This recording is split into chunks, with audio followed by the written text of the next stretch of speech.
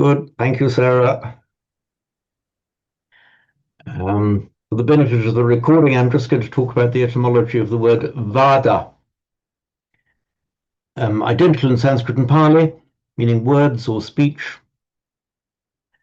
We have Theravada, for example, which means the elder speech, namely that is the doctrine of the elders, the teaching of the elders, Theravada.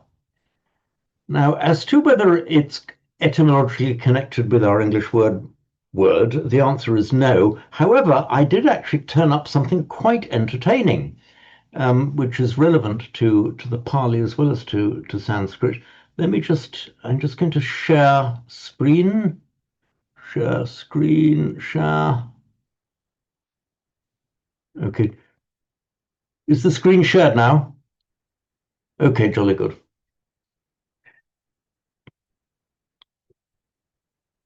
Our word Vada. By the way, I've been having a bit of a technical problem. On your screen, I've got a bank of three screens. So on one screen, I can see all of you, and on another screen, I've got my shared screen. On those of you who are using a single screen, can you see the shared screen and part of the gallery of faces? Okay, fine. There was a previous setting that I missed, that I got wrong. So Vada, it's oddly enough connected with the Greek, I think, how do they spell it, or they or something, that comes into English as ode. You see, it's an ode to a nightingale. Okay, so far so good. But more interestingly, was it connected to our English word? So I checked that up, and it's actually our English word is connected with the Sanskrit vrata, written like this in Sanskrit, Roman script, of course, vrata, which means an oath, as in you swear the oath.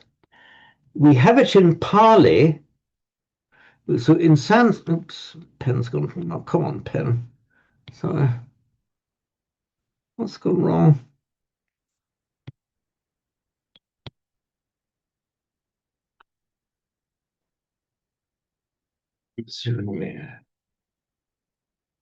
Percent.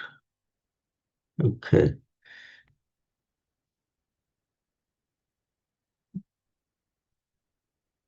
In Sanskrit, you have Shila Vrata. Shila meaning often translated as virtue or ethics, and Vrata meaning one's oath. In Pali,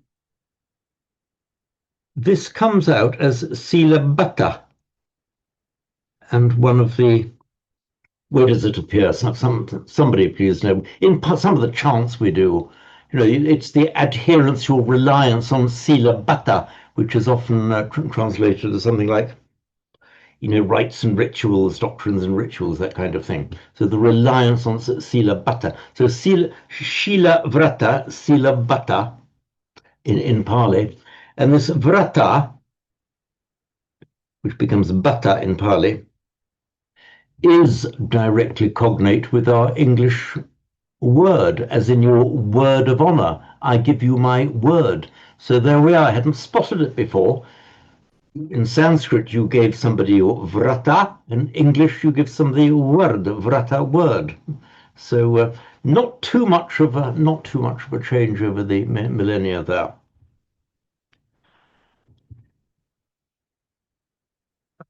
So we'll come now to the Metta Sutta, and we'd done up to verse 7. We'll now look at verse 8. I shall recite it slowly. I won't chant it. Well, maybe slightly. It might go slightly sing-song, but no, I won't actually chant. I'll just recite it slowly and then call up the screen. Mettancha sabbalokasmin manasam bhavaye aparimanam uddhang adhocha tiryancha asambadhang averam asapat Sapattang. I'm going to pull up the, oops, lost it off screen. Oops. Sorry, give me a moment, just calling it up.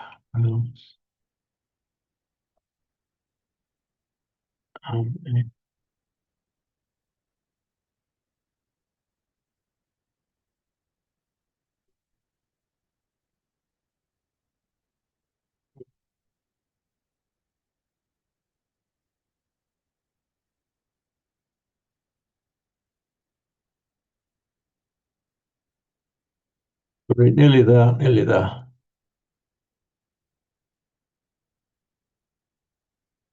Here we are.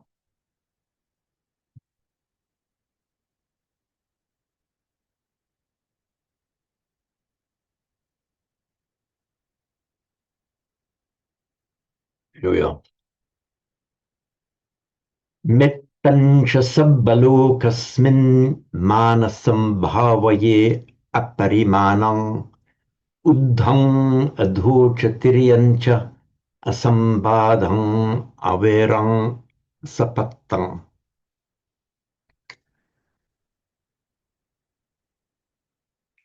This manasam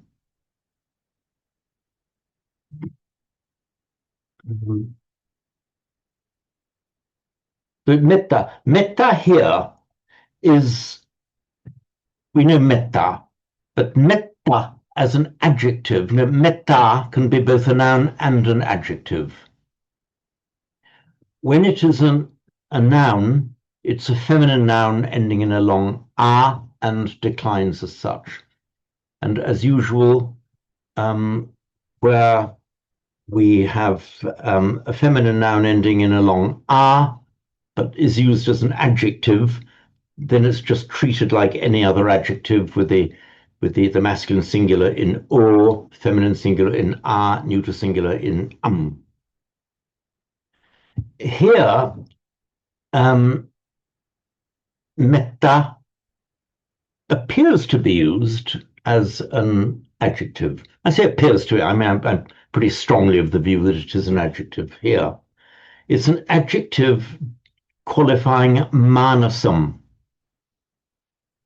a mind or a mindset, an entire, not just the mano, chitta as in mind. This is a manasa, which has more the meaning of a mindset, a mentality. So bhavaye, let one develop. This is the optative third person singular without a named subject or without an express subject. And you very often find this in the Sanskrit and the Pali scriptures.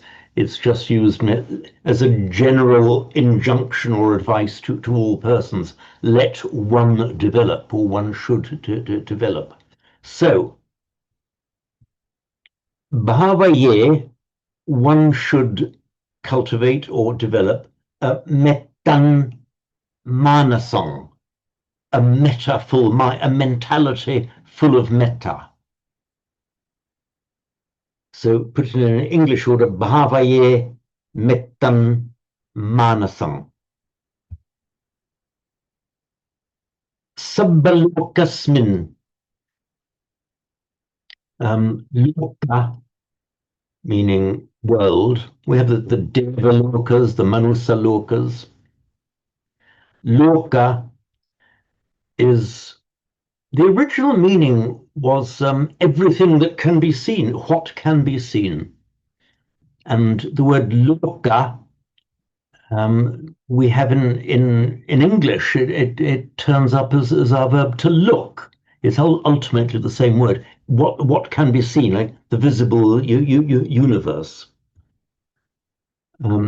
So this is the locative form. Remember in Pali, I hope by now you all have mastered the declension table of the nouns ending in an at so thoroughly that it has entered into your very hearts. Did I say something funny, Deborah? I really hope. And you will all have remembered But there are three forms of the locative in Pali. You only get one in Sanskrit. You can say loke or lokanghi or lokasmin. They're all equally valid, equally correct, and there's no distinction of meaning. So in English, we would say you develop metta, goodwill, for all worlds or the entire world, or towards. But in Pali, just as a matter of idiom, you use the locative. Towards here means with regard to, in respect of. So let one develop, let one cultivate mettan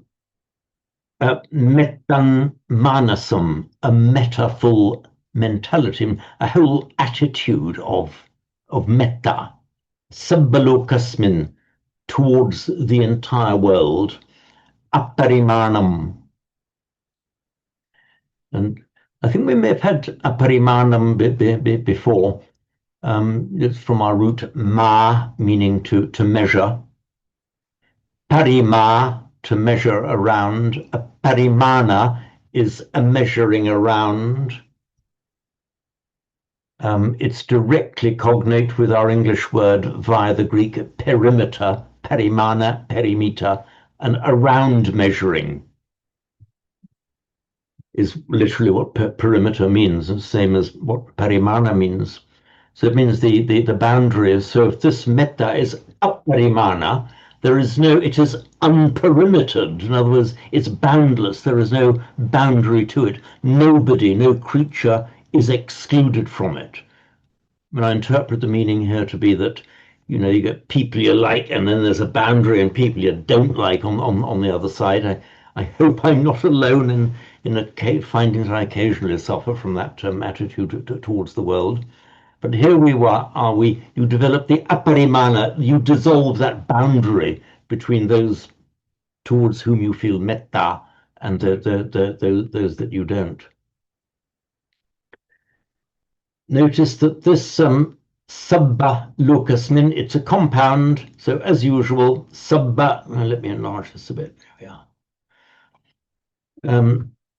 Sabba lokasmin, as usual, it's a compounded word, so only the final element is declined. It would have been equally correct grammatically to say sabbasmin lokasmin. That would have been equally correct to treat them as separate words, but you can put them together as a compound. And for example, you have it. Let me give you another example. We have all beings. Sabbe satta. Sabbe satta bhavantu sukhitatta. You can equally correctly say sabba satta. You can join them together in a single compound, in which event only the final element will decline. There is no distinction of meaning. There's no technical distinction of meaning, but one detects that there could be a slight difference in tone. Sabbe satta, all beings. Okay, so far so good. Is there a difference in meaning? Maybe slight. If you say sabba satta as a single compound, it may be you're looking at all beings in a collective kind of way as a single group. Whereas if you separate them out, sabbe satta, that might more emphasize everybody as in individuals. A little bit like in English, is there a difference between when we say everyone and all persons? Essentially it means the same thing, but if we say everyone, it's almost like a collective, but all persons, yes, it's all of them, but more looked at as a group of individuals. That's a subtle distinction, but it shouldn't be too difficult to grasp because we do pretty much the same in English.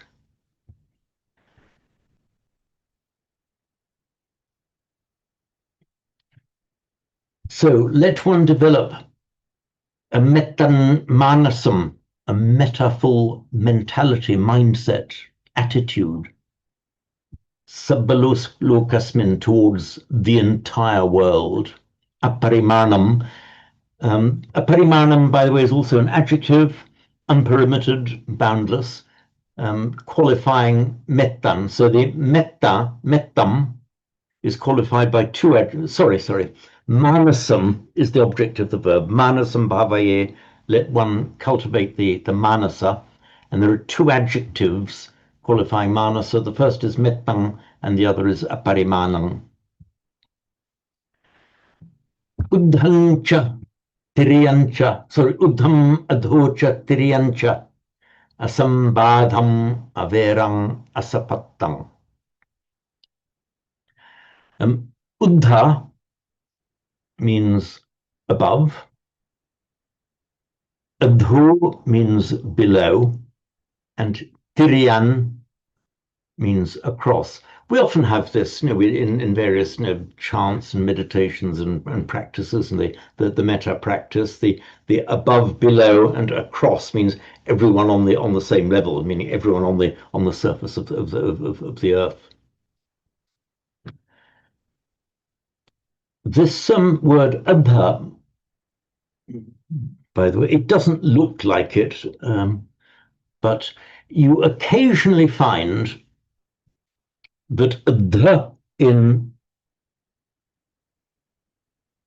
Sanskrit, and occasionally a h as well, Sanskrit and Pali, occasionally turn up as an F in Latin. I don't know why it does. It just does. One odd example of that is dharma. Of course, in its Sanskrit form, dhamma in Pali with a double N, but dharma in Sanskrit, which means it's from the root dri, which has the root meaning dri. Dharma is firmness or holding. And the dharma was that which is firm and solid. The original meaning was something like the natural law, the way things really are. And it came to mean law in general. But the dharma started off life meaning something like that which is immutable and firm, the laws of the natural law, and then the teaching of the Buddha. But this word dharma turns up in Latin as firmus, which in English firm is stand firm. It's that firm. So it doesn't look like it, but firm and dharma are ultimately from that same root. So we talk about terra firma, standing on solid earth. James, do you think? Yes, please, Marian. Do you know the that root dr? Do you Yes. think that's like our word dry? Because I was thinking if you're walking on earth that is dry, it will be firm, or clay will be firm if it's dry.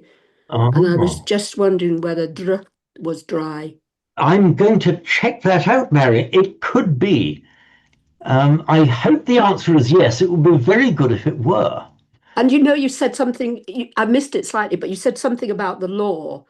And people sometimes say, oh, it's rather dry. Mm-hmm. Those who think that haven't had a life in the law, I can tell you, can sometimes get pretty juicy at times. I imagine. But, yeah.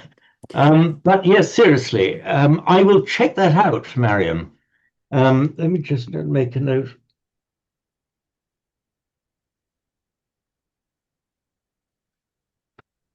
And with so many of these things, you see, even if the answer turns out to be no, I might, turn up another beautiful discovery like vada, no, not connected with word, but word is connected with vrata and Pali sila bata. Okay, thanks for that, Marian. I will check that out. So this word adha or adho, meaning below, that also became in Latin. So further below, or below is adho, further below is adhara. Latin changed the vowel and put in an N, infer, below, inferior, below, beneath. Also infernal. Infernal means that which belongs to the lower realms. And incidentally, another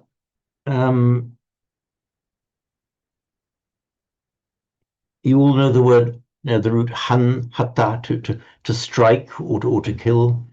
Pratigha sanya, ahata. That comes into Latin as a fend. So vihata, defendere, to hit away.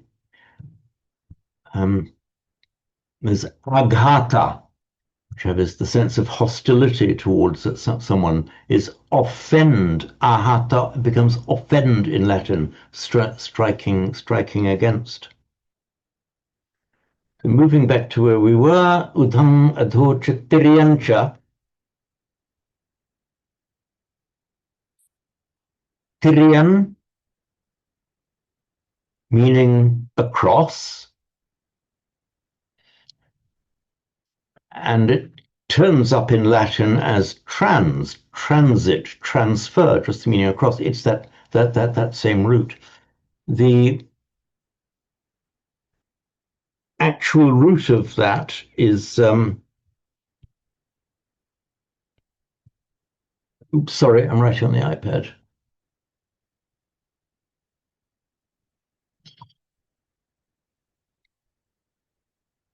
The root of this Tirian is tir, meaning to cross. And something that crosses down is an avatara. Avatara, a down crosser. So which it's almost come into English now as an avatar. It's a being that crosses down from the Deva realms into the human realms. And this Tirian therefore means across. So we now have above, below, and across.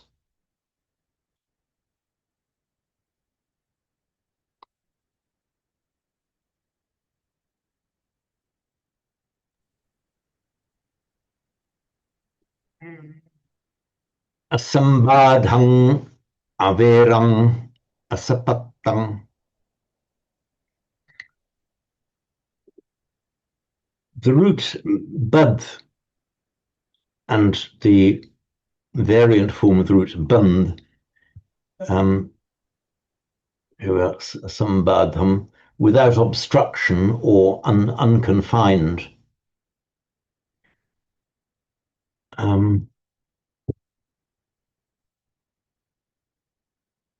You often get two forms of a root. You get bad and band.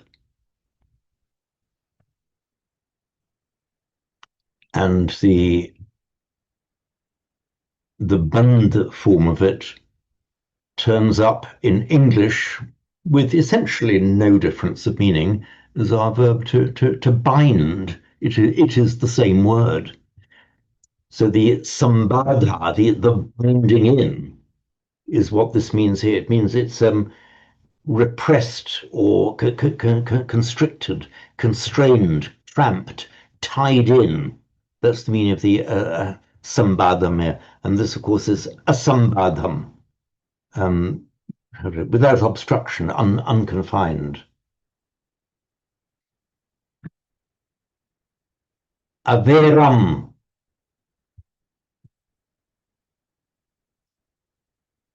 This vira is a very interesting word.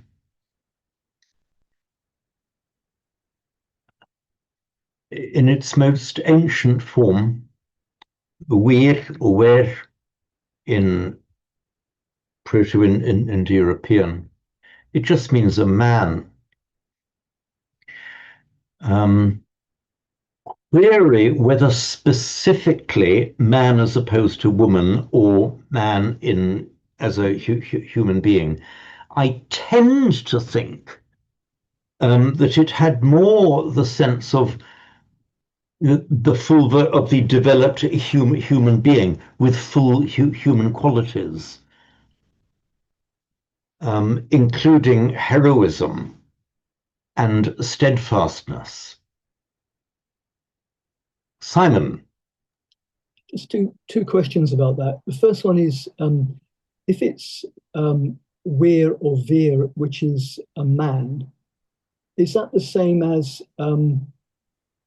virya? Because that comes from the quality of a strong man. Is it the same root? It is. It is. It is, Simon. And I'm coming to that. The second question is if it's Proto-Indo-European and where, is that why we get werewolf? Yes, you have got that right as well. So a werewolf, W-E-R-E, is a human wolf, half human, half wolf. So it is that same word. And the word has, so you, either well researched or well remembered or both, Simon, but you are right on both counts. I just remembering Ajahn Chah used to talk about, back to Tiriya, but a different use, Manusa Tirachana, human animals. That's right. The Tirachana, it is, he's right, you and he are right, it's from that same, Tirachana means going crosswise. In other words, we don't go with upright spine like human beings, we go with horizontal spine like animals. So the Tirachana, then the animals. And if you're Manusa Tirachana, that sounds like, overtly human but behaving like an animal or something like that, is it? Apparently the Thai peasants that he taught would be terrified of this jungle dwelling creature. Ooh. But he used to say, absolutely right to be frightened of them because Manusa Tirachana are just people that don't keep the precepts. Okay, well, very Ajahn Chah to say that kind of thing. So exactly so. So this Manusa Tirachana sounds exactly like the Thai equivalent of the werewolf, a rather kind of a frightening creature that could have the intelligence or cunning of a man, but the ferocity of a predatory beast. So this word vira, the meaning kind of split into a good sense and a bad sense. So we have virya, manliness. I mean, you could very crudely but incorrectly translate as manliness, but the idea is any kind of, it's a superior human quality, the ability to go on making an effort when things are tough, not to lie down and have a rest when you feel a bit tired, but the ability to carry on. So that sense of energy, when your energy is exhausted, you carry on striving. That's the virya in a sense. As far as I can detect in the earlier literature, I think I just said that it's not. I don't think it's specifically differentiated between men and women. I think it's just the development of these, the higher human qualities. It comes into Latin as vir, which specifically then is a male. Also in English, virility is specifically male, but it's from that same root. But equally, the word virtus in Latin, which we have as virtue in English, that's nothing to do whether you're male or female. The virtue is the development of this, the human quality, the ideal human, developing human rather than sensuous and animal qualities. So here you are, virility and virtue both come from the same Latin word, but they've certainly parted company there, and all of them come from this primitive Indo-European root. Now here, yet a further twist in the tale is that we have averam. So from vira, we have a noun, a derivative noun, vira, and vaira in Sanskrit, vera in Pali, originally just had the idea of the abstract noun manliness. But here it's actually got a twist in the meaning. It means hostility. It probably develops from the idea of the gorilla, alpha male. It probably has developed from that. So vera means rivalry or hostility. I'm the alpha male. I'm superior. So that's what lies behind avera. And asapattam.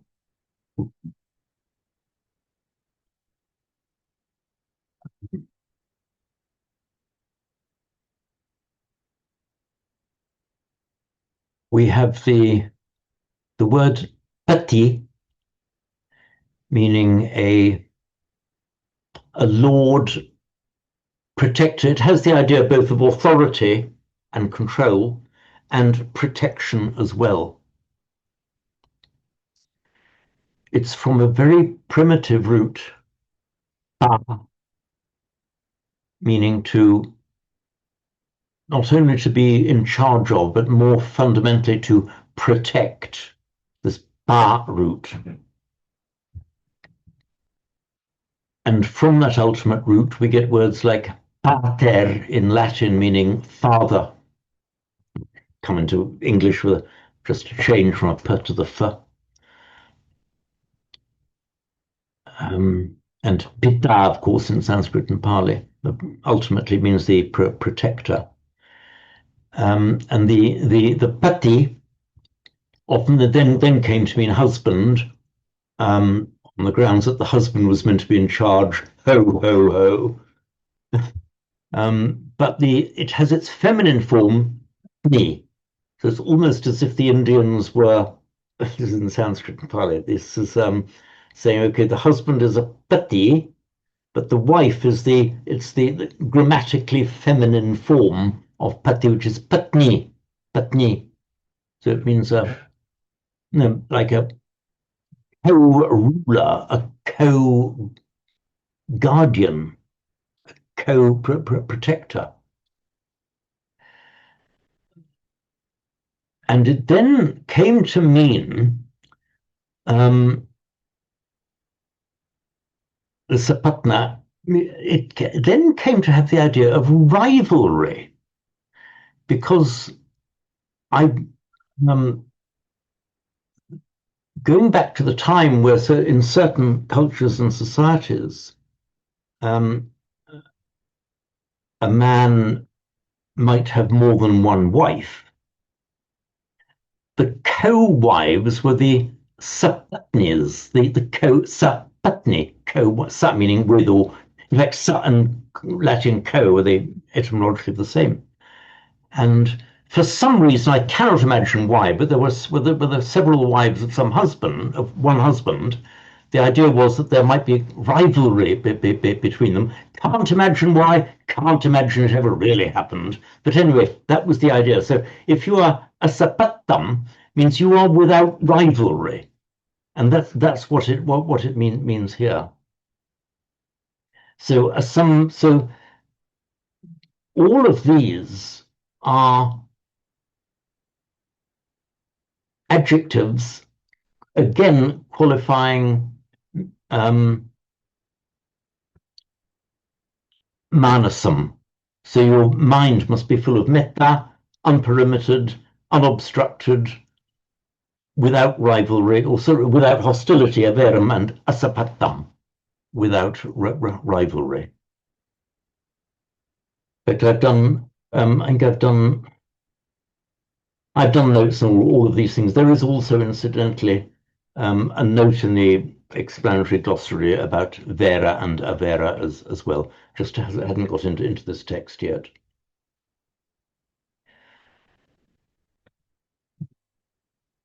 So I'll read it through once more slowly, and then we'll just take any questions or comments about it. Mettancha sabbalokasmin manasambhavaye aparimanang uddhang adhocha tiriyancha asambadhang averang asapattang.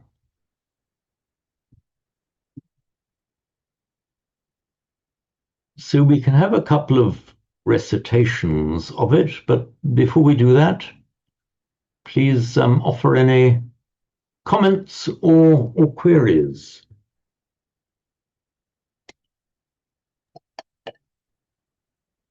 Simon, please come in.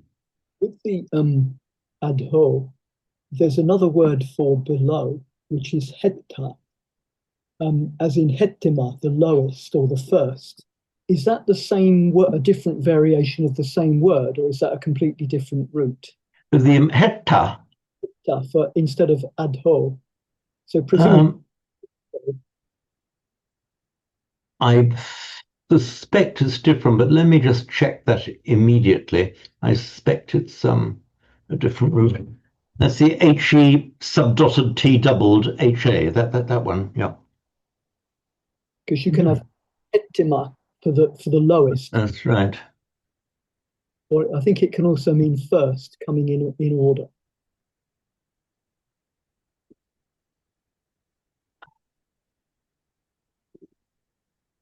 Okay.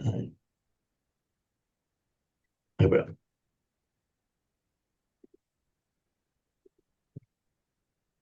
So Vedic adha. Adhastha, you're right, Simon. It is from the same root. Yeah, correct. What has happened here is just an H has got added to. In fact, you've got the adhas below, adhastat, the adverbial form, you know, from below, or something that is down below. You'd expect to see something like adhata in Pali, but it's just got a bit mangled to hetta.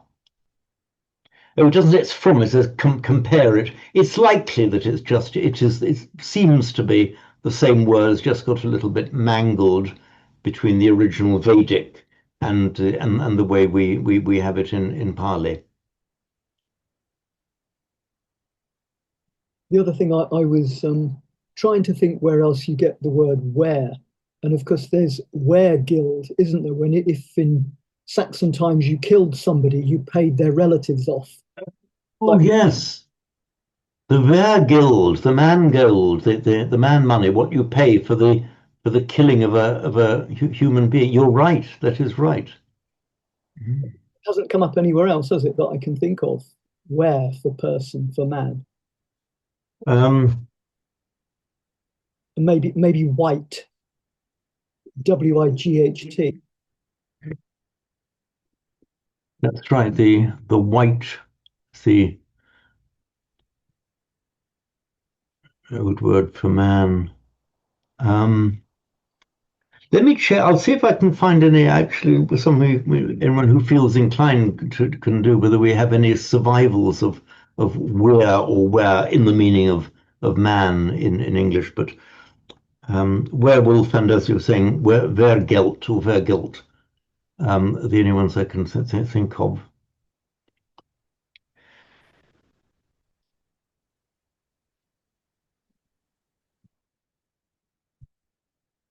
Oh, by the way, now we're on this. We've mentioned this tar and root tri and tar. There is another really interesting bit of. We have this root nash in Sanskrit, and it becomes nasa nasha means to die or be destroyed. And we have nasa, we see it with vinasa, we have these bad qualities, all these evils, vinasam entu, may they go to vinasa, may they go to destruction. So this nash root, and the sh in Sanskrit, it almost invariably becomes a s in Pali, but it often turns up as a k in Latin. So I think I've been through this with you some time before, that the nash turns up as a knock in Latin. So if you are innocens, let me say innocent, innocens means you have not caused harm, you've done nothing wrong. That doesn't mean innocent, non-harming. And something can be noxious. So that's knock meaning causing harm or death. In Greek, it turns up in the Greek neck, so neck, meaning killing or death. Necrosis is where the tissues die. Necrosis, necros means dead. Necropolis in Greek means the city of the dead. Now, what happens here? Neck in the meaning of dying, and our root tri becomes tar, crossing over. And I only discovered this the other day. So nectar, nectar. It's the death crosser.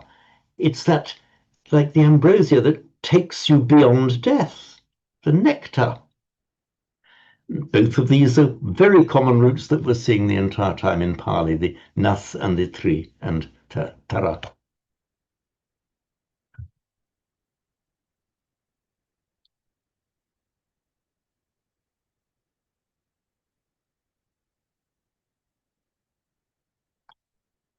So before we recite,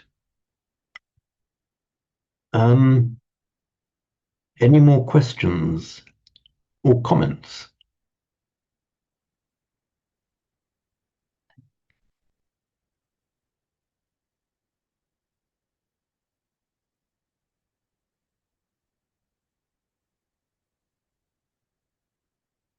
Okay, then.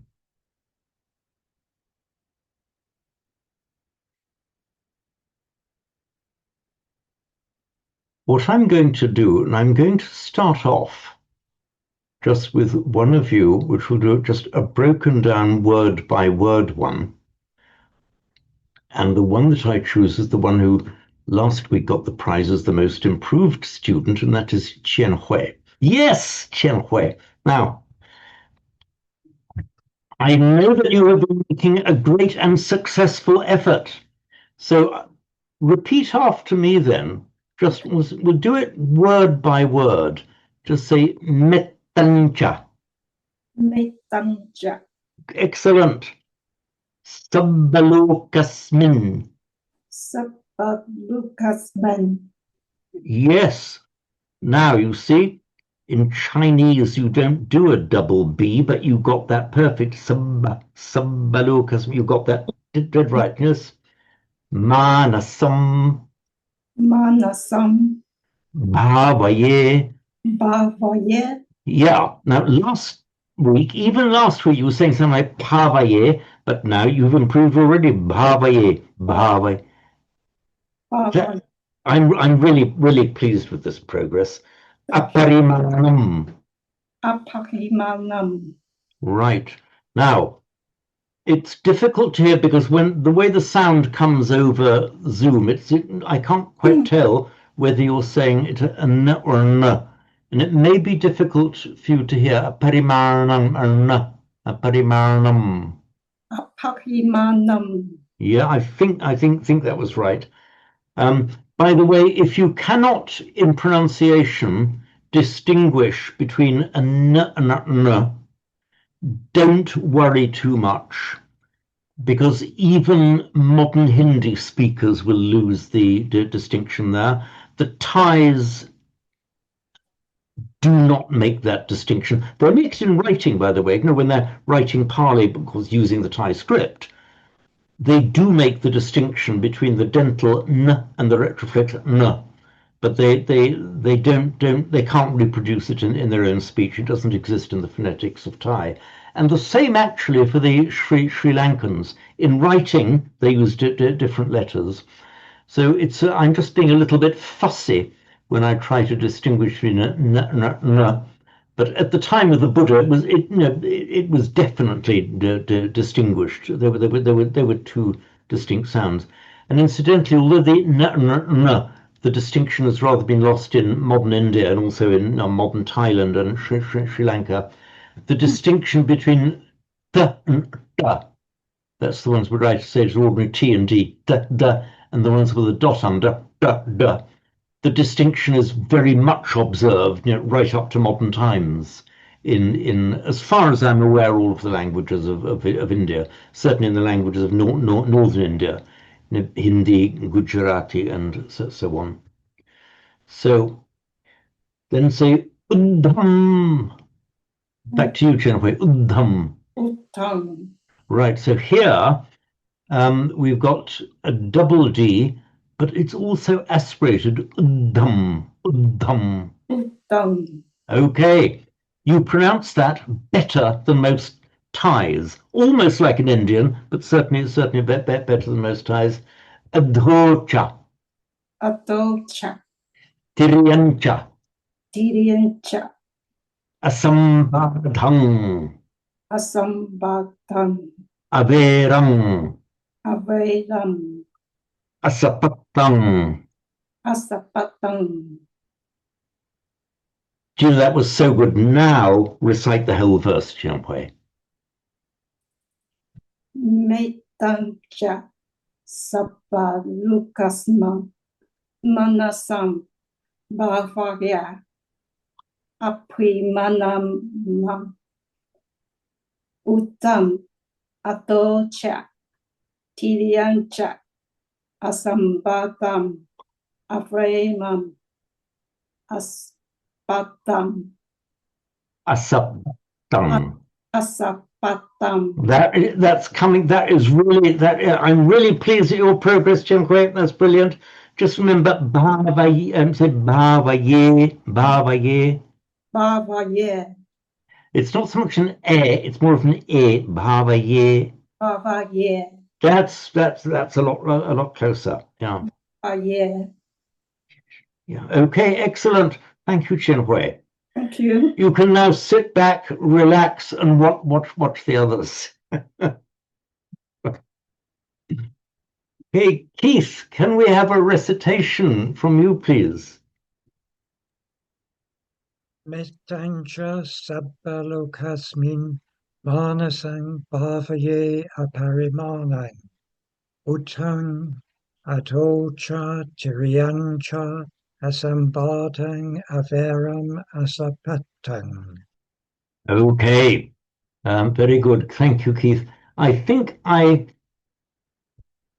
we've got several people here. I think we chanted Udhang Adhocha, not Udhamacho Adhocha.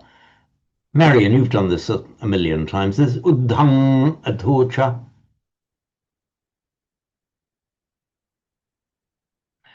In our chanting book, is there a dot under this M? No. Oh, under Udham? Under the M of Udhang. Yes. There is, okay. When I did this text, I haven't fully corrected it. When I first produced this several years ago, I was mistakenly, and that was before I'd had instruction from Rachel Hall in the intricacies of our chanting. I'd been applying Sanskrit rules to the final M followed by a vowel. In Sanskrit, you would say asambadham averam asapatam, not asambadham averam asapatam. I think we'll have to do a little bit more work on this. But if this was Sanskrit, you would have udhamadhu. You did run it all into an udhamadhu. In Pali, often departs from that rule, and you can make it udham, long, heavy, long syllable, udham adhocha. From the point of view of the meaning, it doesn't make any difference at all. From the point of view of chanting, of course, it does make a difference, because if you chant a syllable the wrong length, if you're chanting in unison, of course, you get out of step with everyone else. You know immediately if you've done it. And I will I'll carry on saying this until everybody's got it, but in the precepts, I'm still hearing people saying kamesu michachara. No, kamesu michachara veramani sikkhapadang samadhiyami. It's from the word achara, meaning conduct. And you would say achara, it's achara. So micha achara, misconduct, was michachara. Now, a lot of English people chanting this go to michachara, because in the phonetics of English, it's a little bit unnatural for us to have these three one after the other, michachara. It doesn't fit with our rhythms of English, but it does in Sanskrit and Pali. So I'm going to carry on here as the self-appointed Pali policeman to the Sangha, to the Samatha Sangha, and insist on michachara.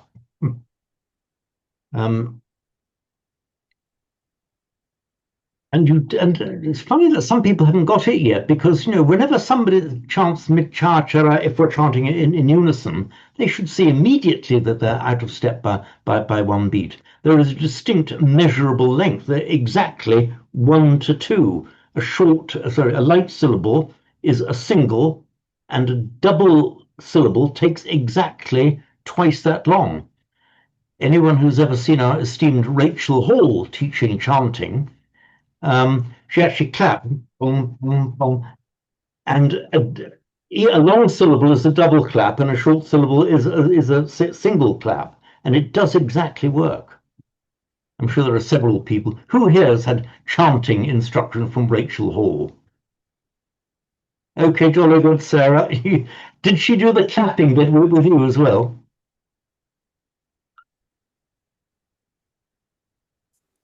I can't remember, actually. It's a long time ago. Okay, right. But it was a very effective way, because when she did clap, she was demonstrating the claps you could tell were equal. And it's true, it was exactly double length for the long syllables. That's why I say immediately, or should spot immediately, if you get the length of a syllable wrong, because you're out of step by one beat. Okay, we were around to Marion. Would you like to give us a recital or even a chant, as you wish, either prose style or chanting style? It'll probably come out as a mixture of both. We can't help it. These things we meant so well. We can't help It's but quite chant. hard coming in sort of about 2/3 of the way down, isn't it? It is actually, because you already get into the rhythm. Karani yamatta kusalena. Exactly. Yeah.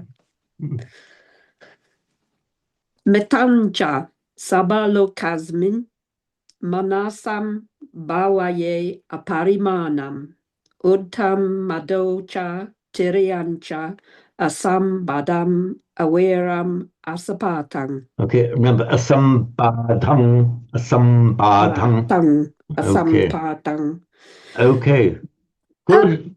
Would you mind saying what you were saying before? I didn't quite catch the difference between so it's micha chara. Okay, yeah, I'll certainly explain. Let me just call up the iPad. Here we are. Right. So I can explain it, but did you have a specific question? I'll explain the word generally. No, just how one pronounces it. Is it just? Are you saying it is micha chara or Michachara. Okay. micha chara? So the way we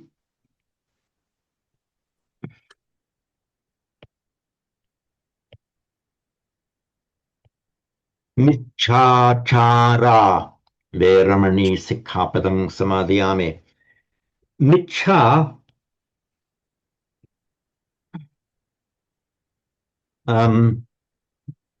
in fact, in Sanskrit, it is mithya. That's just anything false or wrong. So wrong conduct, misconduct. So micha, and the next word is achara, which one means conduct. It's from the root char, meaning to go or to move. And if you go somewhere in a car, that's no accident. It is that same word, that whereby one goes or moves. Cart, carriage, car. But the original just meant to move or to go. And with the prefix charity means that which you move towards, that which you go towards. And by extension, it means conduct.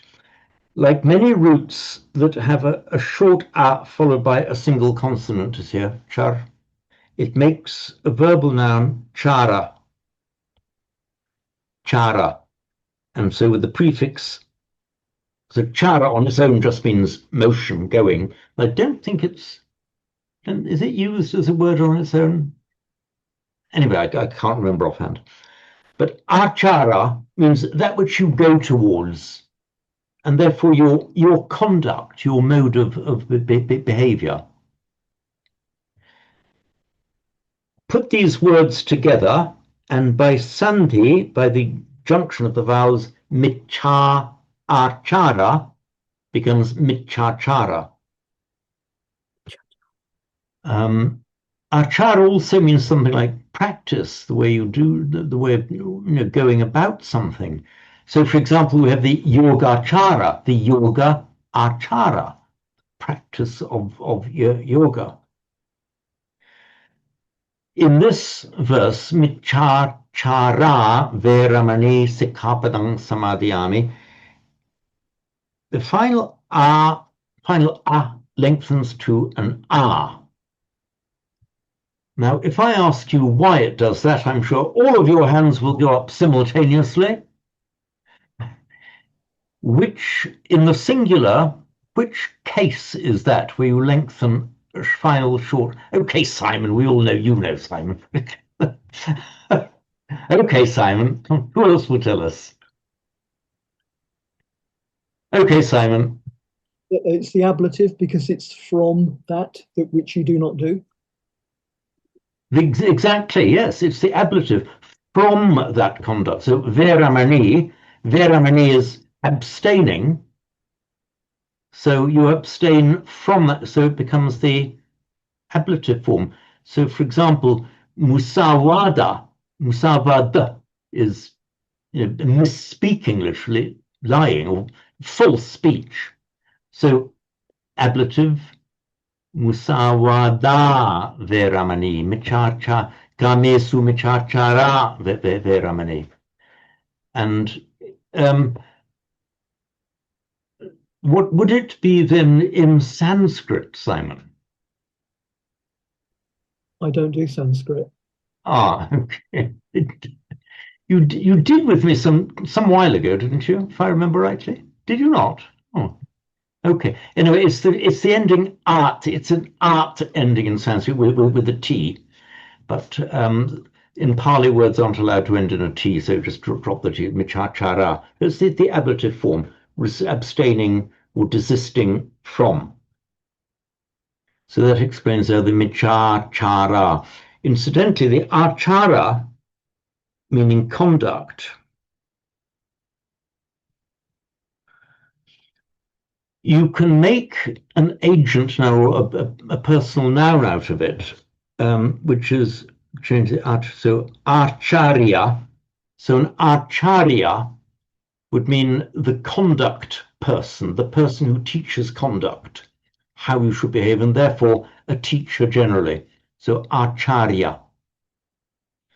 Now in Thai, let's take this word. Sorry, my pen's going funny again.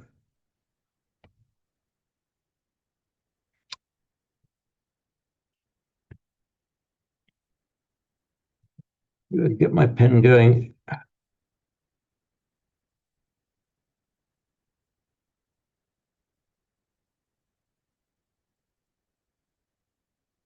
Acharya,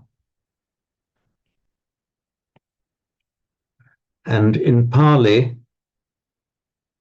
that can also become acharya. So acharya in Sanskrit, acharya in Pali. It's the same word. In Thai, the a would remain the same. A ch, an unaspirated ch, often comes out as a j sound in Thai. They often in Thai will miss out the last one or two syllables when they're adopting a word into Thai. The char will remain as a long other, and so they'll make that word end in a r. But under the phonetics of Thai, a word that ends in a r is pronounced with a n. So acharya in Thai they pronounce as ajan. That you all know the word ajan sumedha. It's in fact just the Thai way of pronouncing acharya. So ajan is the Sanskrit Pali word acharya, meaning teacher. Oh, we've gone to 4:05 already. So what happens? What we'll do now? We will take our break, and we will reconvene in 15 minutes' time. And stop recording. Thank you, Sarah. Sarah. Well remembered. Thank you.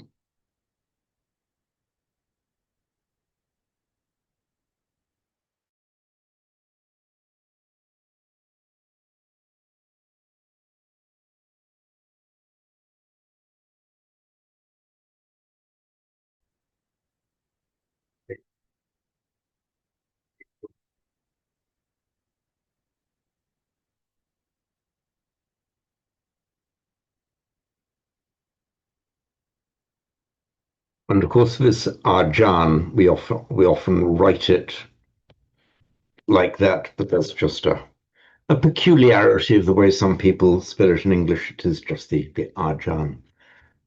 So back to where we were.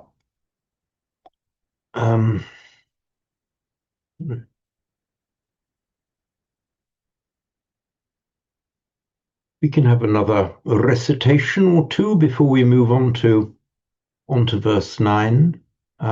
Sarah, would you like to come in with a recitation of this verse? I'll try. Mm-hmm. Metancha sabba lokasmim manasang bhavaye aparimanang utang adho chatiriyancha asambadam awerang asapatam. Okay, excellent. And all of the syllables, I should say, came out with a exactly correct length. The light and the heavy. Thank you, Sarah. Thank you. Thank you. Simon, would you like to come in? Metancha sabbalo kasning manasang bhavaye aparimanang udhang adhocha tiryancha asambadhang averang asapattam. Okay, excellent. Thank you, Simon. Deborah, you are next. Okay. Mitancha sabba lokasmim manasang bahawaye aparimanang utang adho cha tiriancha asambadham aweram asapatang. Just say asapatang, asapatang. Asapatang. Okay, Asapatang. right. Now this is this interesting phenomenon of these voiced aspirates like b, b, g. In fact, very difficult for native English speakers. Equally difficult for native Chinese speakers, because neither Chinese nor English has this b or g or g sound. But can you say, Deborah, bhavaye? Not bhavaye, but bhavaye. Hawaii. That was a lot better. That was a lot better. I said, be not downcast about it. The Thais still haven't got it. They if you hear a Thais, they'll say Havaye, and the Thais will talk about the Hamma, not the Dhamma. So and they'll often miss out the last syllable as well. So if you hear a Thai talking about the hum or the tom, he's talking about the Dhamma, tom. Okay, thank you, Deborah and Russell. Can we come round to you, please? Mitancha sabalokasming manasang bavaye aparimanang udang ado chatriyancha asampadang awerang asapatang. Okay, equally you got all of the syllable lengths exactly right. There was just one little thing that I noticed two or three of you did. There's the locasmin, pronouncing it as locasmin, which we would do in English.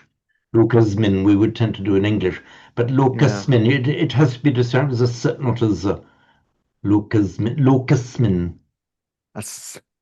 Okay. So just repeat locasmin. Locasmin. Okay, exactly so, correct. Okay. In fact, Sanskrit and Pali don't have a z sound at all. Okay. And some people have heard things like manasam, but manasam and so on. But you did get that one right. Jay, you've just appeared on the screen. So before we move on, it's your turn to recite, Jay. Metancha sabad lukasmin manasam vave aparimanam. Sorry, aparimanam. Long aparimanam. Aparinaman. Correct, aparimanam, yes. Aparinaman. Udham adho cha tarite. Tiriyancha. Asabam evriam asapatam. Okay. Asambadhang. Okay, right. And averang. Averam asampatam. Asapatang, right. Asapatam. Asapatang, with a distinct double T. Asapatang. Veram asapatam. Okay, that was correct. One point about this pronunciation of the phoneme, the sound that we represent as a V.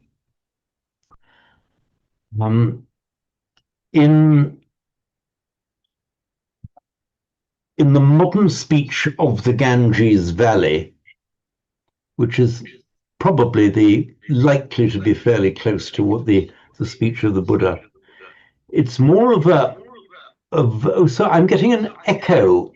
Could you? That's me. Is the echo gone? The echo's gone. Thanks, Jay.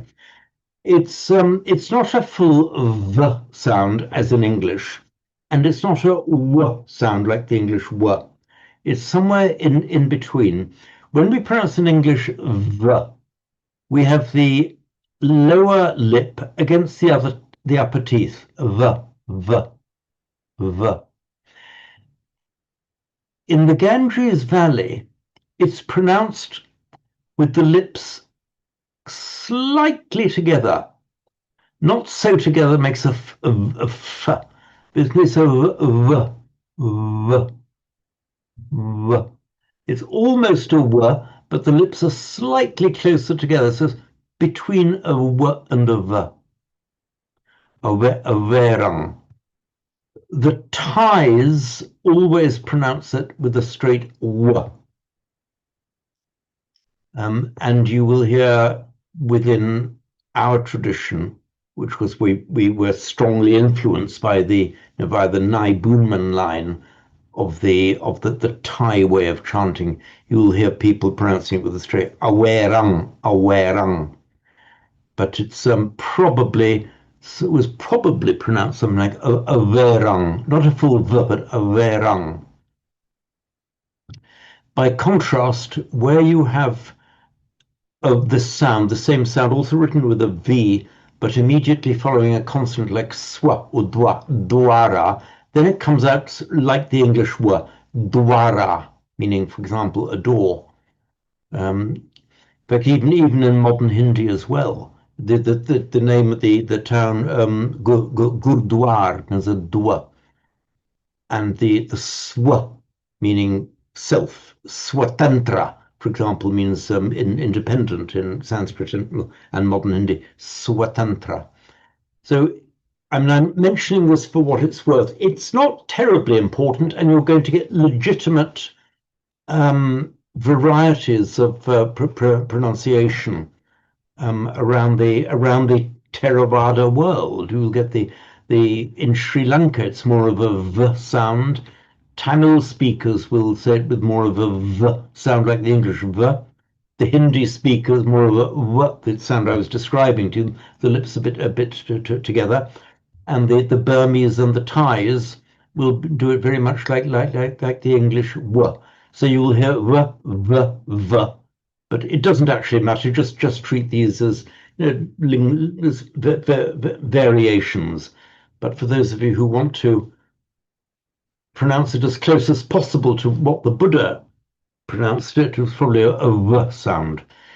And if you ask how on earth can we possibly know how the Buddha would have pronounced it, the answer is, of course, we don't. We just use the best available evidence, and I'm sure I've said this before, and the best evidence appears to be the way that the modern Brahmins chant the Vedas, of which we have plenty of evidence. You've got it all over the internet. And how do we know that they have faithfully reproduced the pronunciation over all those years, all those thousands of years? And the answer is actually because we can now just find it on the internet easy. You can find Brahmins from Kashmir down to Tamil Nadu and from Gujarat to Bengal, whose families and traditions have been separated geographically and over thousands of years, still pronouncing it the same or virtually the same way, even though there'd been no contact between those groups until modern technology. We can now all hear whatever everyone else is saying and chanting. So this is fairly strong evidence, and probably the best evidence we will ever get as to how it was pronounced, and the way that these sounds are pronounced fairly uniformly right along the Ganges Valley and down to Maharashtra and Gujarat and over to Bengal. The close uniformity of pronunciation is all fairly strong evidence, not conclusive, but pretty strong evidence as to how it was pronounced then. But certainly, I'm not going to dare stand up and tell a Thai that he's pronouncing it wrong. I'll say simply say that this is a legitimate variation from how it's likely to have been pronounced back in those days. So have we, I think everyone on screen has had a go at reciting, in which case we can move on to verse 9. Oh, before I forget, it won't be long before we've finished the Metta Sutta. I did mention in my last group email that I'll more or less go through it in the text I'm preparing. We go through. I'll go through the text pretty much in the order that we find them in our Samatha Chanting book. I will omit the ones that are little used, and I will concentrate on the ones that we more frequently chant. But if anyone has a special request, please do come forward with your special request of what you'd like done next, either now or by a message to me.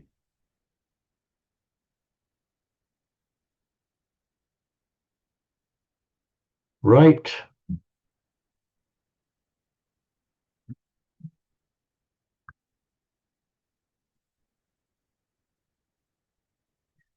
So verse 9. Tan charan nisinno va sayano va yavatassa vigatamidhu etang sating adhiteya brahmametang viharang idhamahu.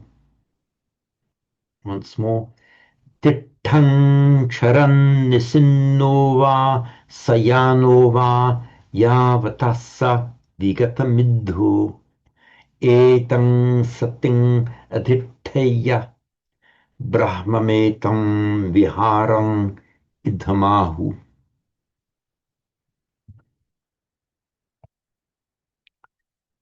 Tittang, standing, while standing. So tittang charan, this charam, moving, walking. So this is the same char that we looked at a moment ago. These are present active participles, standing, walking. Nisinno is a past participle and sayano is an alternative form of the present participle. And can go into a bit more detail on that. So tittang, standing, charang, walking, nisinno, seated, sayano, lying down, yavatassa vigatamidho. Yavata means to the extent that, or so long as long as. Yavata assa, so long as one is. The assa is the optative form. Yavatassa, as long as one is. Vigata midho. Midha is a word meaning sleepiness or drowsiness or torpor. Vigata means gone away, literally. Gata, gone. Vigata, gone away. So if you are vigata midho, means your midha is gone away. You are free of drowsiness or free of sleepiness, free of torpor.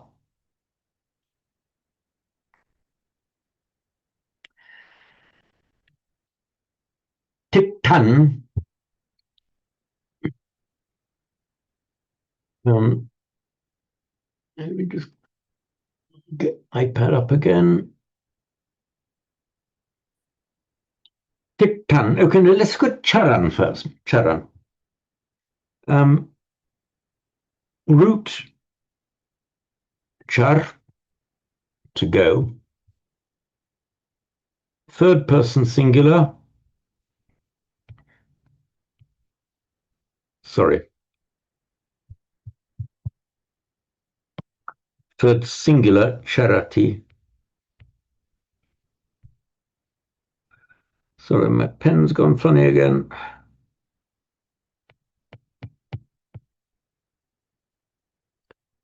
Charati, that's our standard ati ending for the third person singular. Plural, they go, charanti.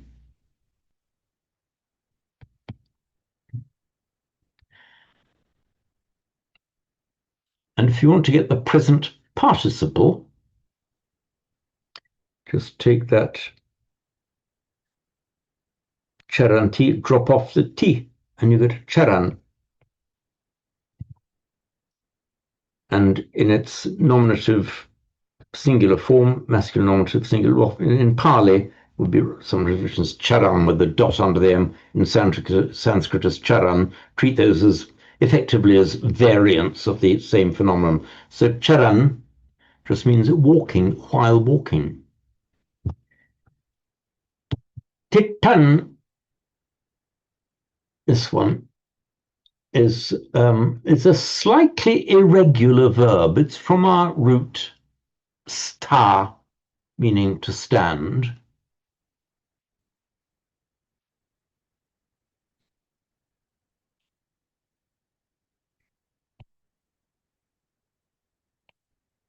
So the Vedic Sanskrit root sta, stand, that's the same as our English word stand, the same root as our English word stand, and the Latin word stare.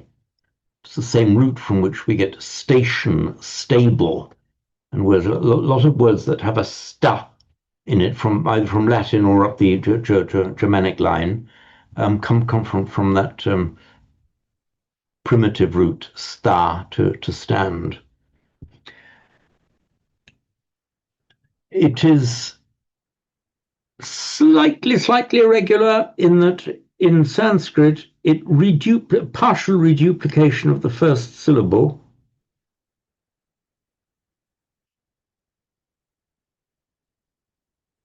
So instead of something like stati or stiety, which you might expect, it becomes tishtati. So tishtati, just a slightly irregular verb, but you can see the star root there in the middle of it.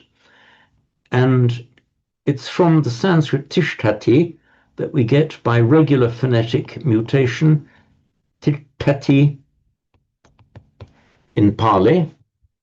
Now you've seen charati, charanti, charang, tittati, tittanti, tittang. So tittang means standing. So tittang, standing, charang, walking, moving, nisinnova, or seated.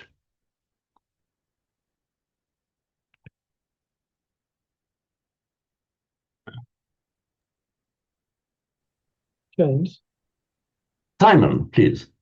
I mean, it's always in the same format, but do you know why they don't use the present participle for sitting? Because presumably there's a perfectly respectable kind of, I don't know, nisidanta or nisidamana or something. Why is it always sat rather than seated, whereas the other two are present participles? Okay. From this verb, the present participle would be nisidan, nisid. The root is sub, but it's a little bit irregular because in the present the sub becomes seed. So nisidati, nisidanti, nisidan. So the present participle would be nisidan, but we've got nisinna, which is a past participle. I think that they were well spotted, Simon, and I think actually the reason is that nisidan would mean in the act of sitting down, transferring yourself from a standing to a sitting position, whereas nisinna means seated.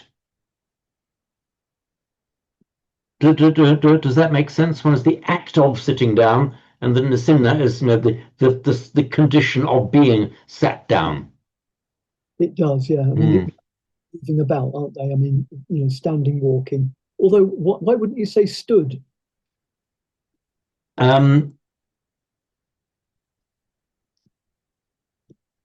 You could say tito, stood, as in a standing position. Tittang could mean while standing up.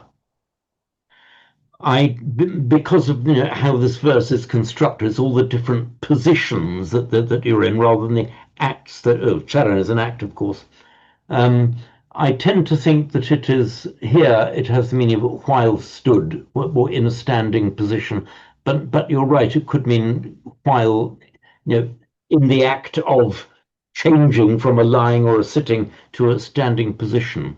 However, my inclination, if you want to emphasize the act of having been sitting, standing up, you're talking about the actual physical motion of standing up, you tend to prefix with the ut, so uttitan, standing up.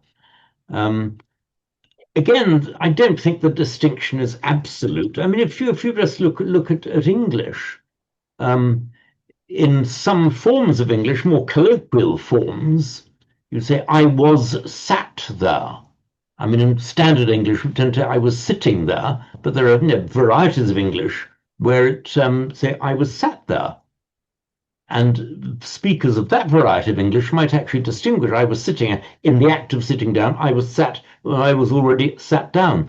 And some people use standing and stood in the same way. In standard English, you would say, I was standing there. Others, you could say, I was stood there. So in Pali, you can do either. So nisinno is distinctly means while seated.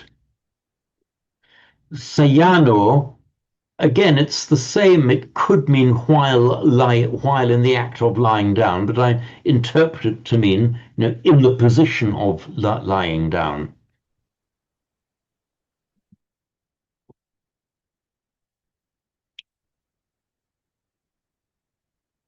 By the way, the ana ending is an alternative, and just an alternative ending for the present participle. It can be ana or mana. So you could say, for example, charamana would mean exactly the same as charan, and tettamana would mean the same as tettang.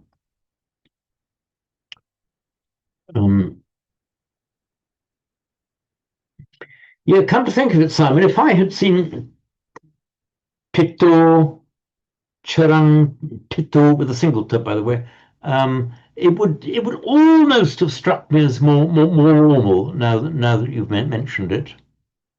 However, the poet needed a heavy syllable, didn't he? So if it was the past participle would be pitta, with it just pitta. Let me just explain that, because you will say star, you would expect to see. By the way, I'm sure you all know by now, when I write an asterisk in front of a word, I'm writing a deliberately wrong form, just by way of illustration. So we can't see your pad. Here we are. Thank you. So sta tishtati tittati stata is a form that does not exist. It's what you'd expect. Again, slightly irregular, because in the R changes to an I. So pen's going funny. Stita, meaning stood, not stata. And in Pali, you can have either stita or sometimes, or more often, with the retroflex, so tita.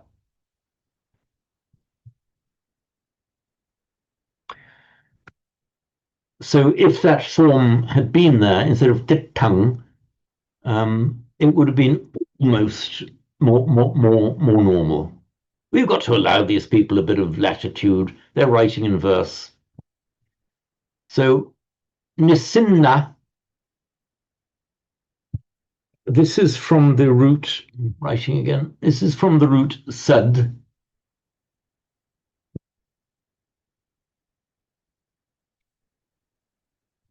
meaning to sit. Again, slightly irregular in that in the present tense, the a changes to e. So nisidati, sits down. So sad changes to seed.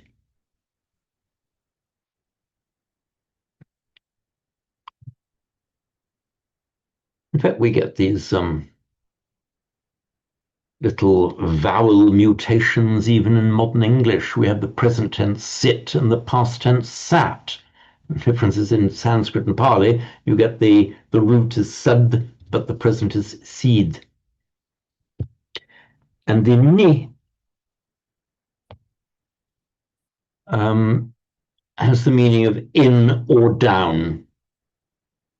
So nisidati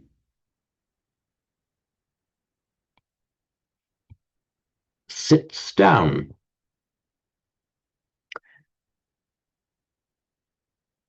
In Sanskrit, it will be nishanna. I'll explain why. This is one of those roots where you make the past participle by adding na, not ta. There are a few verbs in Sanskrit which do that. So instead of a ta, you get a na. So sad plus na becomes sanna. So the general rule, as we know in Sanskrit, to make the past participle, you add ta to a root, but occasionally na. Blame them not, because we do exactly the same in English. Our regular verbs have an ed, which reflects the Sanskrit Pali ta, but we have a few irregular verbs where instead of the na, we have an n, spoken, written, driven. So our regular verbs have an ed, and some verbs have an en instead. So this mostly ta, but sometimes na, that we're just looking at in Sanskrit and Pali are exactly reflected in modern English. So this word here, nisinna, sat down, in Sanskrit it would be nishanna, because the past participle is formed from the root sadna, sanna. In Pali you could also say nisanna, but occasionally you form a past participle from the present base. It's just Pali mangling thing. That's not a nice word to use. There are variants in Pali, which is basically a colloquial form of Vedic. So instead of from nishanna in Pali, you get nisinna. Sorry, nishanna in Sanskrit, nisinna in Pali. Down sat, seated.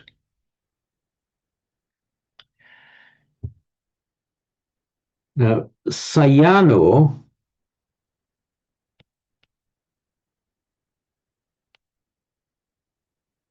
it's actually from the root she, meaning to lie down.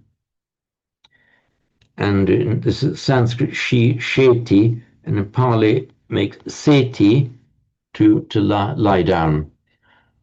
It actually means lying down, and by extension it means sleeping. It can mean both. Seti. In Greek, that sh became a k, so koi, koi in Greek. I sleep in modern Greek is koi, or in ancient Greek koimame, in modern Greek timame, koim. And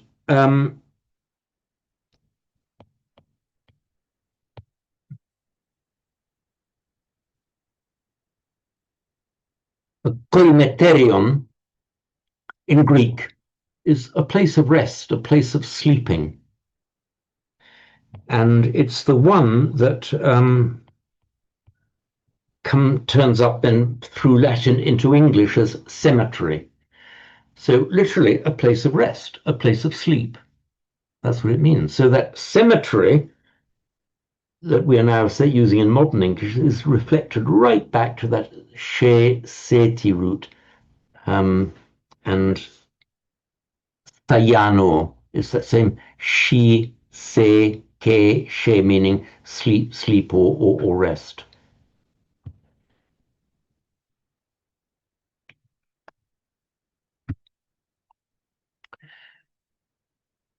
Talking of places of rest, today is, I think I may have told some of you, and maybe some of you have heard this before from me, but it's an apt day to mention it because we've got the shunya. It's the word meaning empty, and shunyata in Sanskrit, emptiness means sunyata. And you know the doctrine of emptiness, it's the sunyata, shunyata in Pali. Shunya, sunya in Pali meaning empty. Now, I mentioned earlier that a sh in Sanskrit becomes a s in Pali, but it often turns up as a k in Greek, and a c pronounced as a k, of course, in Latin. So the word for shunya, meaning empty, is kenos in Greek. Shunya, kenos. And the word for the empty tomb is kenotaphos in Greek. Kenotaphos, which then via Latin into English becomes cenotaph. So the word cenotaph literally means empty tomb because it's a memorial to the dead, though nobody's actually buried there, which is why it's called an empty tomb. So that kenos, via Latin kenus, which then in English pronounced cenotaph, empty tomb, it's that same seno as we get shunya and sunya, empty, in nearly the philosophical doctrine of emptiness in Buddhism. Simon. Yeah, there's also some, it's part of Christian doctrine, the idea of kenosis, which is like the emptying out. It is exactly that same one. So kenos, empty, kenono, I empty. Kenosis is the emptying. You know, I think it's like the emptying out of yourself to make way for the divine. Is it that kind of idea? So that is exactly that same kenosis. Yes, yeah, exactly that.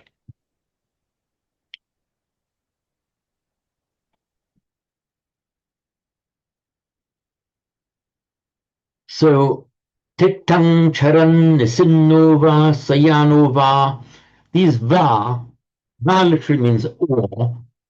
And if you get a series of whether you're walking or standing, so whether you're standing or walking or seated or lying down, this va, you can put it there once. It could equally be Tittang va, Charang va, Nisinnova Sayanova. You can put it in, got to put it in at least once, but it could have been put in all for 4 times with no difference of meaning. Just as in English, if you've got a list of things with A, B, C, D, and E, you could say if you're A and B and C and D and so on. It's a matter of style whether you want to repeat it. And it's the same in Sanskrit and Pali. So the va means or. Yavata, to the extent that, yavata asa, to the extent that one is or might be. This is the optative form. Yavatasa vigatamidho. You are free of drowsiness. Gata, past participle of gum.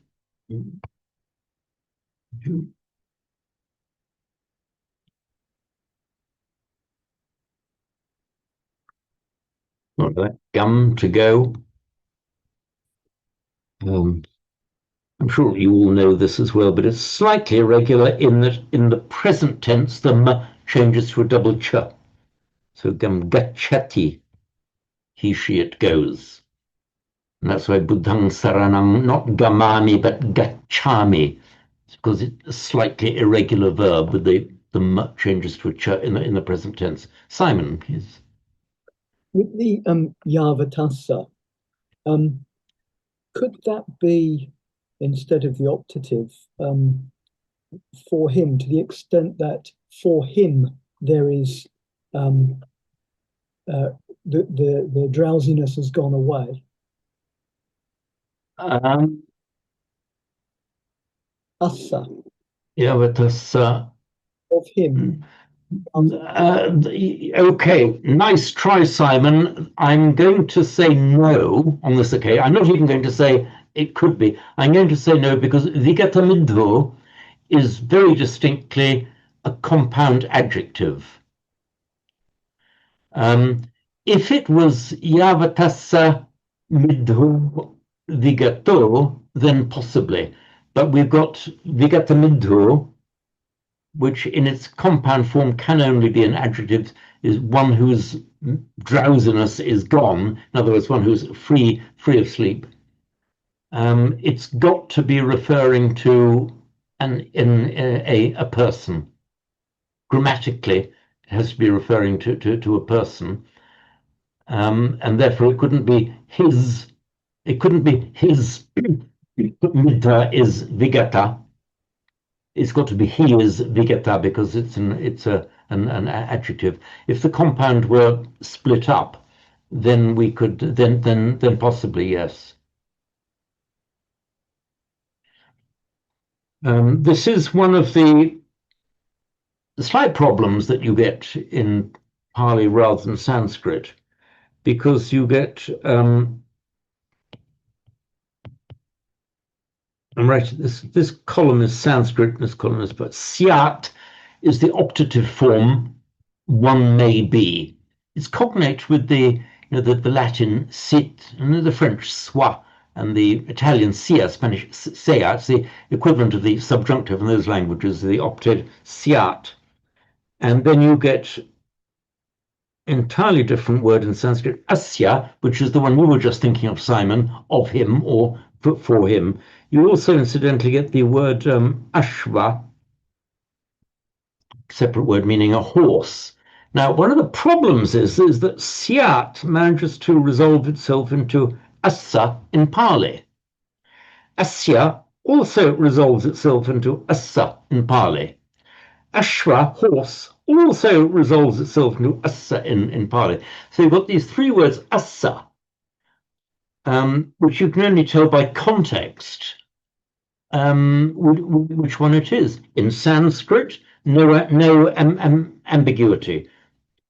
They're clearly distinguishable in Sanskrit. In Pali, there is an ambiguity there. I mean, mostly it's resolved by context.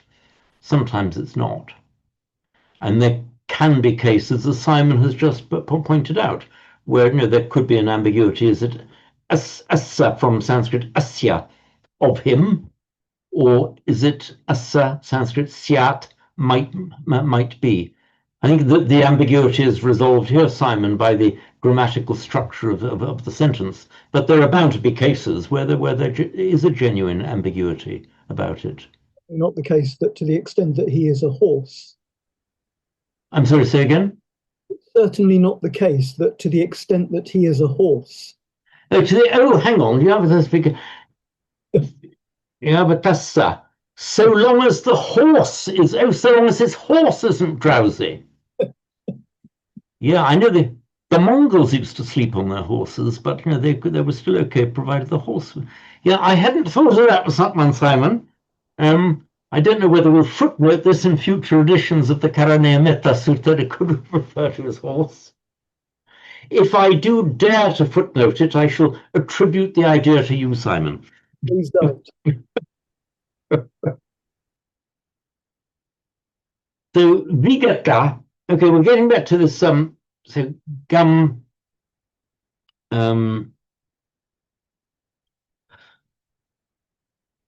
Oops. So vigata. Yeah, back to this slightly irregular verb gum. Now, we want to make a past participle from gum. Normally, again, asterisk to show I'm giving you a,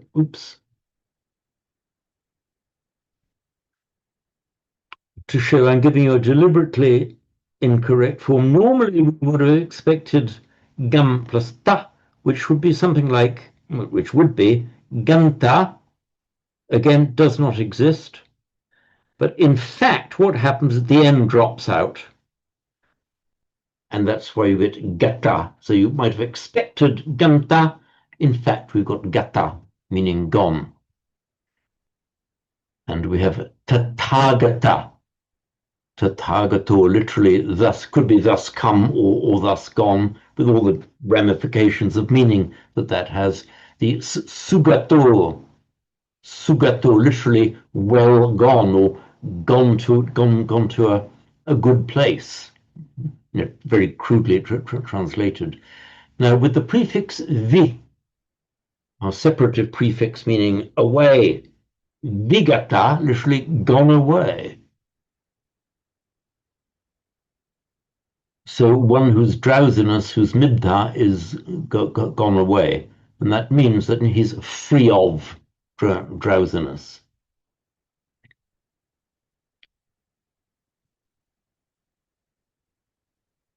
Ekang sating atithaya brahmametang viharang idhamahu.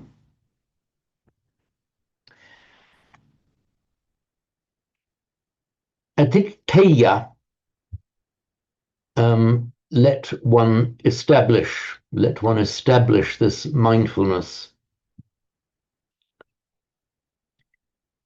We have the word, which many of you may be familiar with, the adhitthana, meaning often translated as a resolve, the determination to do something. Sometimes at the beginning of a sitting session, or more so at the beginning of a retreat, you form your adhitthana, your resolve.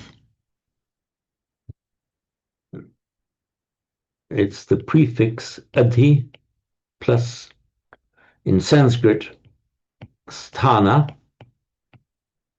and in Pali, adhitthana. iPad. Thank you. Thank you. Okay, adhitthana, adhitthana. Now, look at this word sthana, from our root stha, to stand, and in Sanskrit, sthana, a standing, literally a standing, but then it came to mean place, just the place.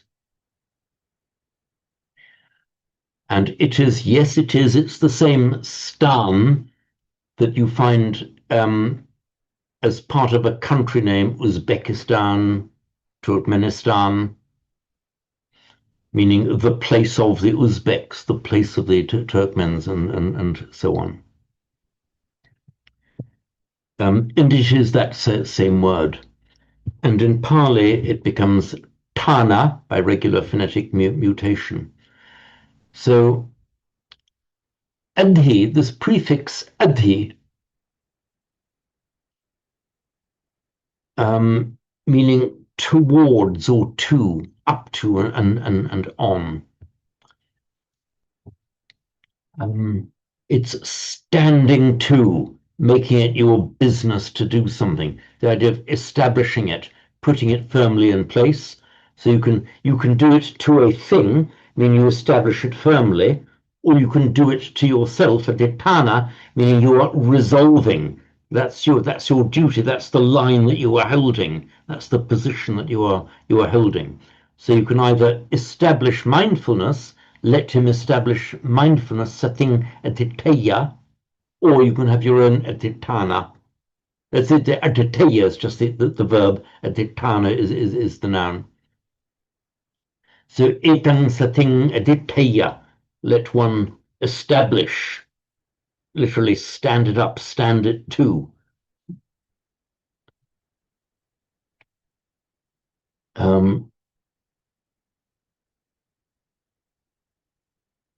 And the word sati, that's how I've done it here, often translated as mindfulness.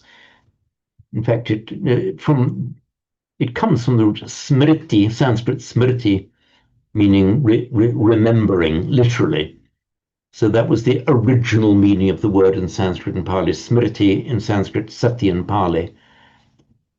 Ordinary, everyday meaning, remembering, but the enhanced meaning, of course, as we have it in all the ramifications of mindfulness within Buddhist teaching. So let one establish etang sating, this sati, brahmametang viharang idhamahu. This divine abiding. It's here the Brahma Viharas, of course, we all know. Brahma derived from Hindu cosmology and doctrine. Brahma. It is one of those. There are several words that had full of meaning within the Hindu tradition that then were adopted, deliberately adopted by the Buddha with a different form of meaning. He often took these Brahmanical words and gave them an additional Buddhist meaning within the light of his own doctrine, which is how they come to us in Buddhism. So when we talk about a Brahma Vihara, it's translated as a divine abiding, and I can't think of any better translation. But just remember, this is from the ultimate Hindu doctrine of the ultimate divinity. And in some of our Buddhist scriptures, not quite ultimate. But anyway, that's another very long story. But let's treat it as a divine abiding. So I'll come to Vihara in a moment. Idham ahu. Idham just means here. Here or right here and now. We have idham or idha. And idha sounds a bit like the English hither. And because hither and idha are etymologically the same. So it means, so hither goes to this place in English, but idha just means combination of here or now, here and now. Sometimes the distinction wasn't made. You could talk about here, meaning now. And ahu, just a slightly irregular third person perfect form of a verb, meaning to say ahu, slightly irregular in Pali. Don't detain yourselves on it too much. It just means that it's literally they have said, which is their way of saying it is said to be ahu, that they have said. So etang sating adidheya, let one establish this mindfulness, or here more like kind of mindset. Brahmametang viharam idhamatu. This is said to be the divine abiding here and now. In other words, if you can establish your mind and your heart like that, this is said to be the divine, the place of the divine right here. In other words, not waiting until you're dead and go to heaven. It means if you can be like that, you are in the divine abode right here and now. Now, this word vihara,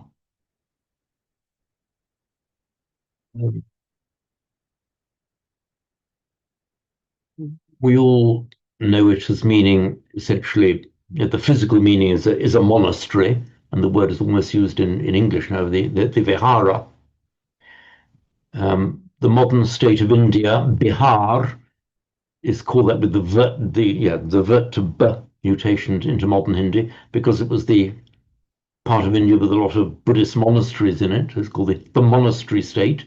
In modern Hindi, Bihar state.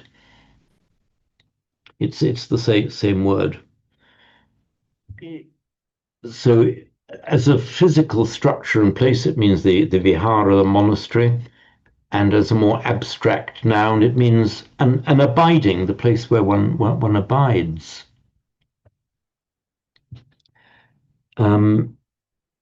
It's actually from the root Hriharati, which incidentally is a variant of the root Bribhara. Oops, sorry, I'm writing Hriharati, Vribharati.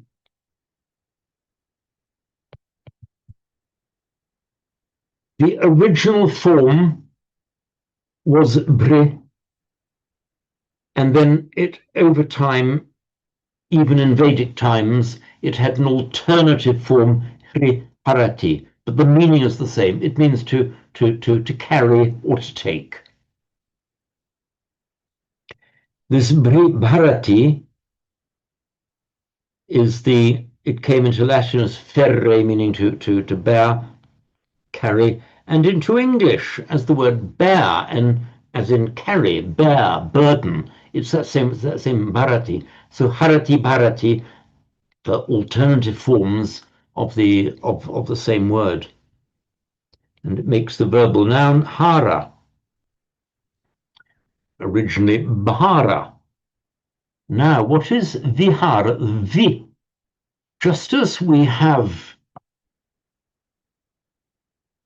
vigata, gone away, vi away, gata gone. So vihara, vi away, hara or bhara, carrying or bearing.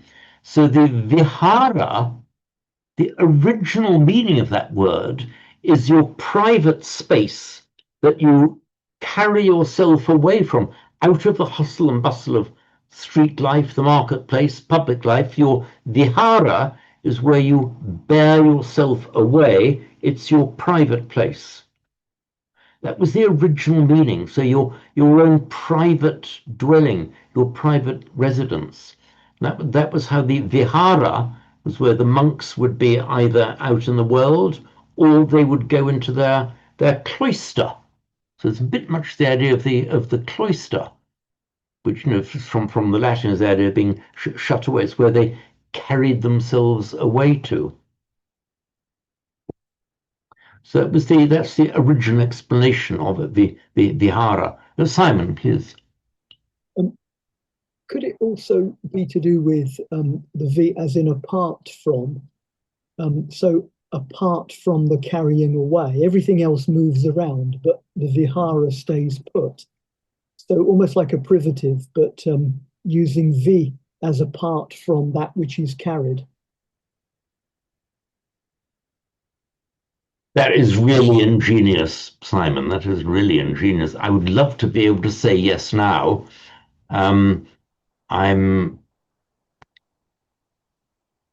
This is one of those cases I feel slightly doubtful, but it's one of those cases where in a week's time, I might say that man has a point after all. Let me ponder it.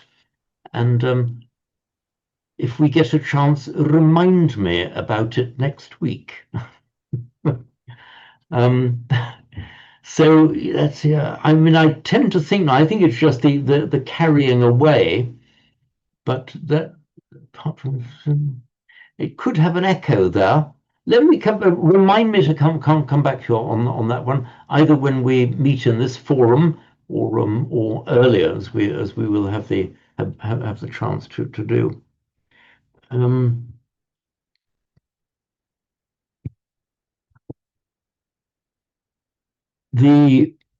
Okay, just got a few minutes. This separative, it's not really a privative, it's more of a separative prefix V. I suppose it can be privative a bit, but separative prefix V.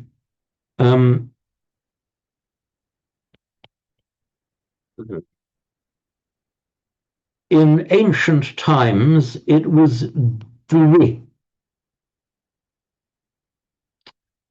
But my pen's going wrong again. Dwi, which is cognate with our English word two, as in the number two. Spy in German, two, originally två in earlier form of English. So it's the splitting in two. As a numeral, it remained as dwi in Sanskrit and Pali. It also, in ancient times, that same form dwi used to be used as a prefix, instead of splitting something in two. In earliest times, there had been something dwigata, but in the meaning as a verbal prefix, the d dropped out and it became vi. But it is that same word. And so the dwi became vi. And in Latin, what happened in Latin, of course, we have duo, meaning two. But when it came, that same word came to be a prefix in Latin, the v element dropped out. And so we have the Latin guy or d, and in some words, an s is added. So very common prefix in Latin, d, de, dis, d, die, and dis in English, has the same meaning as the vi. What about divide? Dividere, yes, it would be from that same to see something as two, to put it into two. To digress, gress means step. To digress means to step away. To defend, fendere means to strike, or to defend means to hit away, strike away. And it's productive even in modern English. By productive, I mean we can carry on inventing new words with it. And you can debug a computer or debug a program. It's that same prefix there. So entertainingly, the word viharati,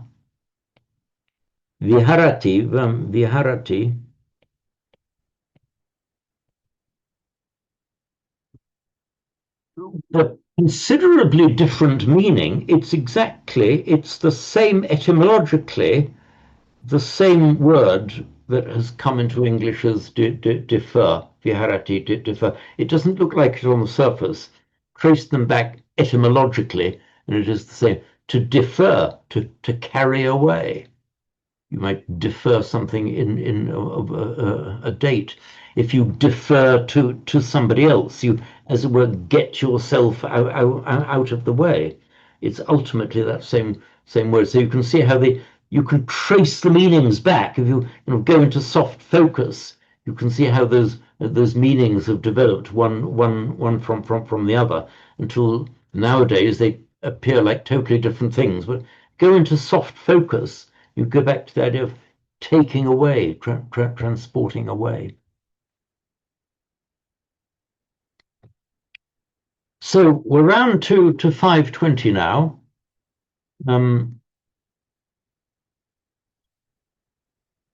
So as I mentioned, I'll be away now until the 24th.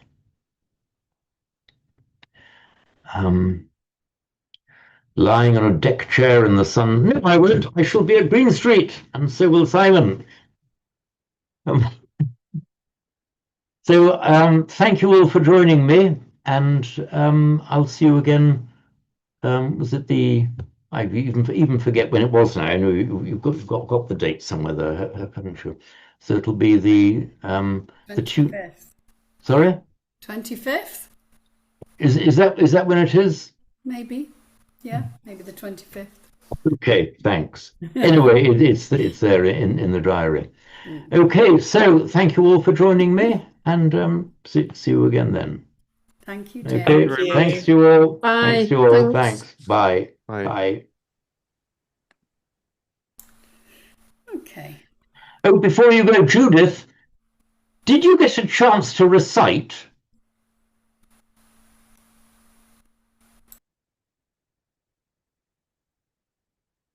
I don't think so.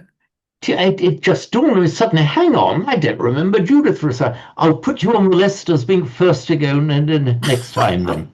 I will do that, yes. Okay, jolly good. Okay, thanks, Judith. Right, Bye bye. then. Bye. Bye.